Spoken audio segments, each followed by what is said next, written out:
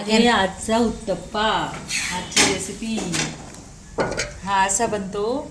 त्याच्यानंतर मग आम्ही पिझ्झा कटरनी त्याला असा कट करतो 4 भागामध्ये खायला.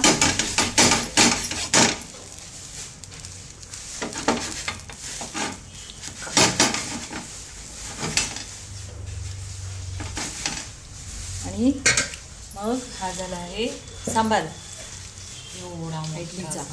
आणि आता आम्हाला लावायच्या आहेत इडल्या.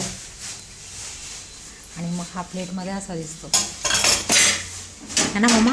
हो, आज सगळ्यांनी डोसेनी उत्तप्पेच खाल्ले. आज सगळ्यांनी डोसेने उत्तप्पेचा आमचा नाश्ता झाला आहे. आता इडली अजून बाकी आहे, आधा पिक्चर बाकी आहे.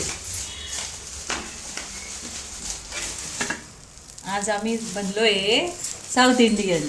दिवसभर इडली, उत्तप्पे, डोसे, मग रात्री फ्राय इडली आणि मग उद्या इडली चटणी.